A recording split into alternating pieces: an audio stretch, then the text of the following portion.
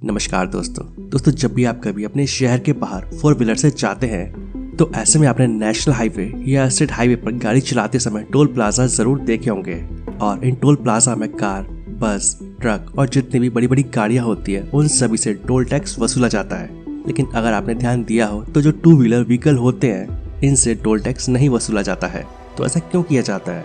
यानी अगर आप हाईवे पर अपनी कार से सफर करते हैं तो ये टोल प्लाजा आपसे टोल टैक्स वसूलेंगे, लेकिन अगर आप 2 व्हीलर या बाइक से जाते हैं तो आपको टोल टैक्स नहीं देना होगा। तो दोस्तों, ऐसा करने के पीछे भी कुछ खास वजह है, चलिए जान लेते हैं। लेकिन आगे बढ़ने से पहले मैं आपसे कहना चाहूंगा कि अगर आपको वीडियो पसंद आता है तो इस वीडियो को लाइक और अपने दोस्तों के साथ शेयर जरूर करें और ऐसी वीडियोस आगे भी देखने के लिए इस चैनल को सब्सक्राइब कर लें। तो चलिए शुरू करते हैं। 2 व्हीलर व्हीकल से टोल टैक्स न वसूलने का पहला कारण है इन गाड़ियों का वजन।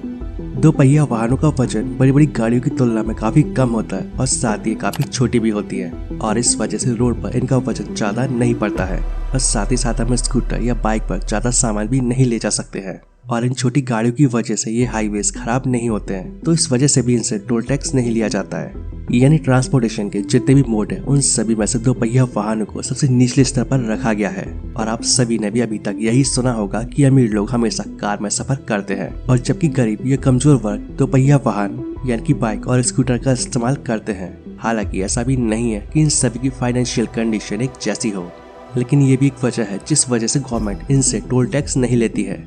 दोस्तों, इसके अलावा देश में लंबी दूरी तय करने के लिए एक जगह से दूसरी जगह पर जाने के लिए अक्सर बड़े बड़े वाहन जैसे कि कार, बस और ट्रक इन सभी का इस्तेमाल किया जाता है, जिनमें 1000 या 2000 किलोमीटर या फिर उससे भी और ज्यादा दूरी तय करने के लिए इन सभी वाहनों का इस्तेमाल किया जाता है। और ये सभी देश के अलग अलग टोल प्लाजा से होकर गुजरते हैं। और जबकि ऐसा बहुत ही कम देखा जाता है कि 2 पहिया वाहन एक से ज्यादा टोल प्लाजा को कवर करे और इसलिए भी 2 व्हीलर व्हीकल से टोल टैक्स नहीं लिया जाता है। इसके अलावा आपने गौर किया होगा कि जो बड़े वाहन होते हैं जैसे कि कार, बस और ट्रक, ये सभी अलग अलग साइज और अलग अलग जगह वाले होते हैं और इसी वजह से इनका टोल टैक्स चार्ज भी अलग अलग होता है। लेकिन जो 2 पहिया वाहन होते हैं उनका साइज इन सब में से सबसे छोटा होता है और इस वजह से भी इन्हें टोल टैक्स से फ्री रखा गया है।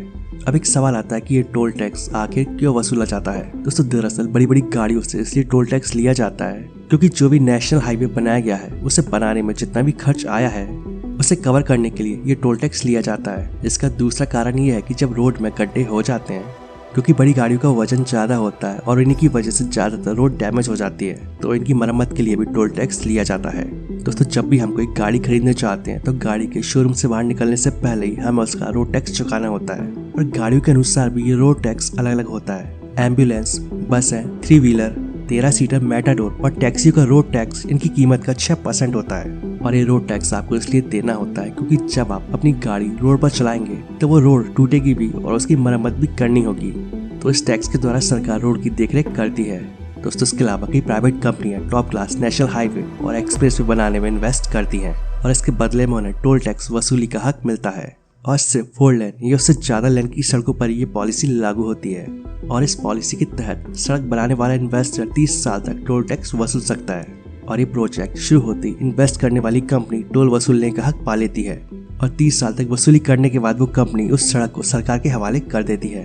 टोल टैक्स हमें इसलिए भी देना होता है क्योंकि ये हाईवे या एक्सप्रेस वे प्राइवेट कंपनियां बनाती हैं और इसे बनाने में जो खर्च आता है वो कंपनियां टोल टैक्स के जरिए वसूल करती हैं।